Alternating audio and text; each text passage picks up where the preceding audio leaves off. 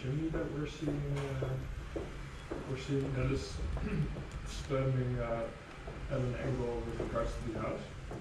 Isn't there a way, like I assume that for the chimney would actually be standing outside of the house, so there would actually be some depth causing those outliers. Wouldn't there be a way to do the opposite and recover those extra lines? Those ones you mean?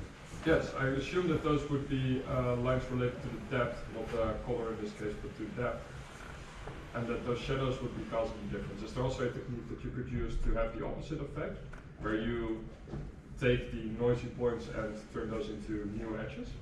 Yes, that's possible. And if you are looking for that, then basically you take this image as input to directional Hoch transform, and then this algorithm allows you to reconstruct lines or edges, straight lines, from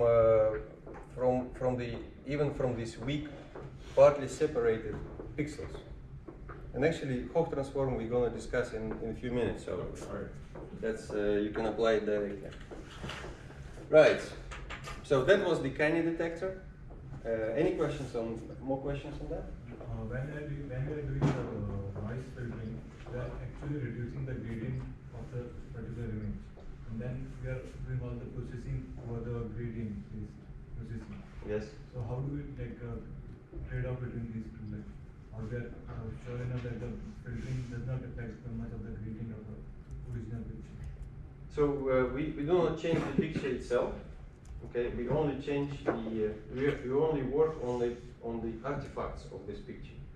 So we are only working on let's say we copy this picture basically, and then when we find those white pixels, we convert those white pixels to color back. Okay, to HSI domain or RGB domain. Like in the while filtering and all that, in this particular case, they are changing all the pixels using this box method. Is there no method which can only detect this particular noisy pixel and give changes to that particular noise filter, not to all other filters, not all other pixels? I don't understand. Can you maybe explain? Maybe you can go to that. Yeah, you can go over there. When you go to the box filters, like Yeah. like here we have modified all the filters, like this Yeah. is 20, this is 30 now. Yes. Instead, is there no way like we can only identify that this is 0 and only we can modify this value to the value 50? Well, this is possible, but this is no one is doing that because the variations in noise is so huge that you cannot even define such heuristics or such rules which tells you, okay, these are the definite noise. For this specific example, of course, we can define the rule. Like if the difference between two adjacent values is like 90, right? Remove this. Also, it will remove that. But normally, you can only apply it to this specific image. You know, but if you start applying it to the other images, it can easily can make it such that you will be removing important pixels. So people are trying not to imply any heuristic rules on this filtering concept.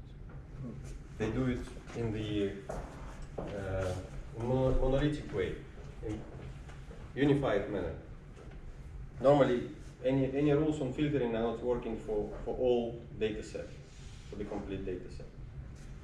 I can give you an example. If you will have here an edge, right? A very thin edge of zeros, you will completely remove this edge. Of course. It will be removed. Yes, the filtering will also make it less visible, but it will not completely remove it, at least. Right? It will make it smooth. Okay. Next one. When we detected edges, we may be interested in making a step further and start detecting lines. right? Also in your project, it will be a challenge because you will have a goalpost, and you will be interested in not only detecting edges but actually detecting the lines, and because lines are forming the goalposts, right? How can we do this? Let's look at this.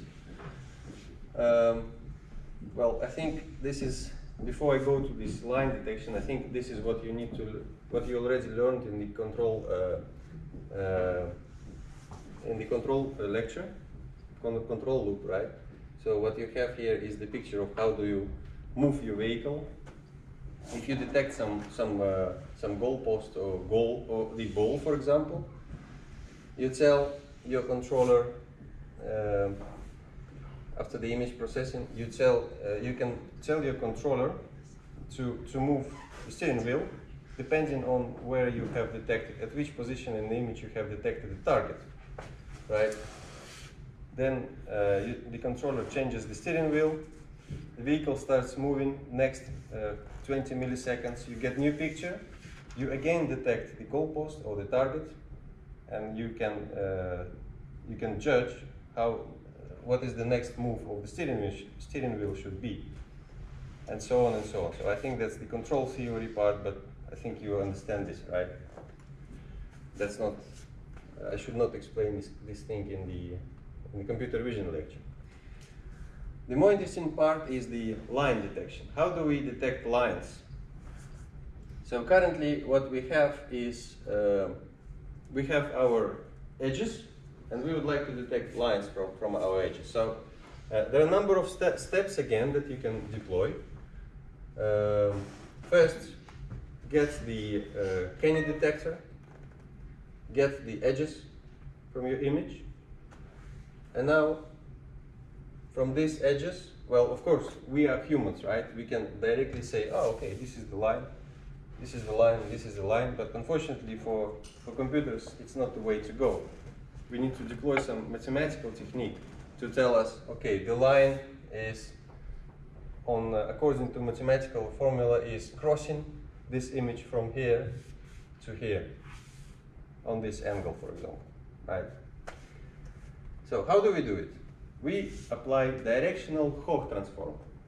Okay, that's the most easiest and most powerful technique, also amazing one, which allows us to detect lines. So what do? We have now all those points, right? All those pixels which belong to edges. And we say the following. In the standard Cartesian coordinates, a line can be represented as y is equal to some coefficient m multiplied by x plus c, also coefficient. So basically you build a line in x and y coordinates using those coefficients where m defines your angle and c defines the offset from the point of origin. Okay, that's the line. That's what standard way to go. But there is also another way to say is that the line can be defined by the rho and theta, x and y, of course, where the where the rho is the, so imagine this is the line, so the rho is the distance to the point of origin, but also this distance should be built such that here you get 90 degrees. Okay, straight corner. So if I build my line here, for example, then I build my line rho here. If I build my line here, I build the rho here. Okay, the theta is the angle between this line and my x. So it's exactly the same way of defining line, but the formulas are different. But this formula allows us to perfectly find lines in the images. How do we do it? Well, the thing is such that we take each point in our detected edges, right? Our detected edges are represented by pixels, and we start playing with that. So we take our point, imagine we have our image like this, right? So we take a point, this one, and we say, aha, okay, we don't know anything about lines around this point, but let's start playing with that. And let's build a table. Let's imagine for this point, the angle, let's build a line with angle of theta is equal to 0. So that, here is the point of origin. Let's build this line. Right? So theta is 0. This is the hypothetical line. We draw our rho, and theta is 0, okay, to the x in this case, for simplicity. So then I measure my rho and I say, okay, this rho is 5. Let's build theta line with theta is equal to 1. Hypothetical line, find the rho, measure the rho, and the rho will be 4.5. Let's build with 2. Here is the rho, right? I'm building hypothetical lines. So I'm doing it until my theta becomes 359. I find my rho. That's only for one pixel. I built a lot of hypothetical lines. All of them are represented by this set of tuples. I take a next point, this one for example. Right? I do exactly the same. I start from here, theta is 0. I compute that my rho is equal to 4.7, right? It will be 4.7, and so on and so on. Theta, 359, rho, some rho. So we have here, for example, 50 pixels. I create 50 sets of tuples for each point. What do I do next? I'm looking for these pairs, for these tuples, to be appearing in other sets, right? And I will find out that, for example, for this, by the way, here I will recreate the line for this pixel. Theta is 1 and rho will be 4.5, right? Because basically they are located on the same line, so they will coincide. They will definitely coincide.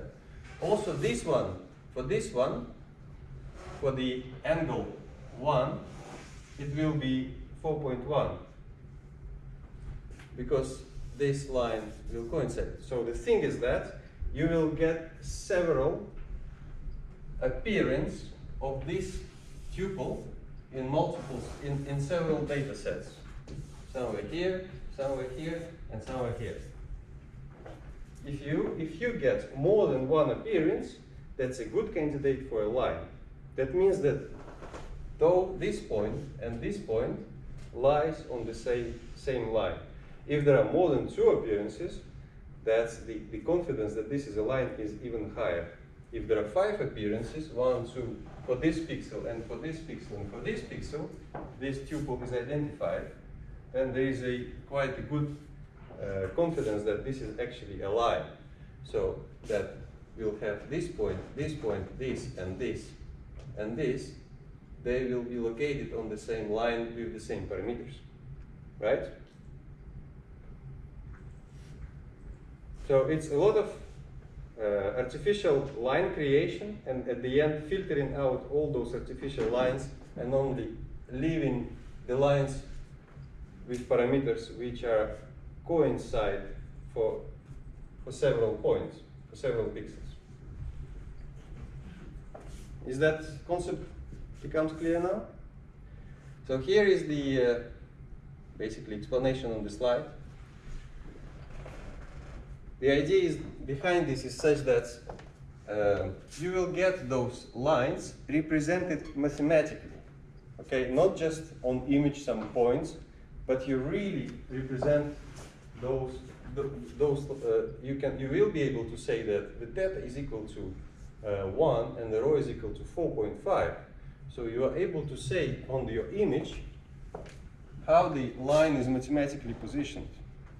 And if you are interested in multiple line, in some objects which should be comprised of multiple lines, like goalposts, for example, like this, or from the other side, the goalpost can look like this also, right? Depending on how you view on that. And basically, once you identify a number of lines on your images, you can already, knowing those parameters of the lines, you can look, is it a goalpost? How? Basically, you know that the vertical posts are always vertical, right? Which means specific theta, specific angle here. It will be probably 0. And then you also look, okay, do I see any horizontal or near horizontal or a line which is also the third one, with some theta equal to from 90 to 70. If you see that this line exists, you say, aha, so probably these 3 lines, they build up my goalpost, right? And then what you do the following. You take your image, you draw according to these parameters. You have 3 lines identified. You draw those lines on the image according to those parameters, like like using the geometry. Of course, those lines will be like this. And then you say, aha, okay, this is my goalpost. So that's sort of intuitive explanation of how can you use this Hawk transform for the goalpost detection. Of course, it's not always easy, and the results are not always as nice as straight line, two straight lines and one horizontal line. You will normally get a lot of candidates, right? So here you will have like 7 candidates in this example. So you need to filter out those candidates. There are a number of different techniques for filtering it out. Basically, you may say, okay, let's take this bunch of lines which are similar to each other,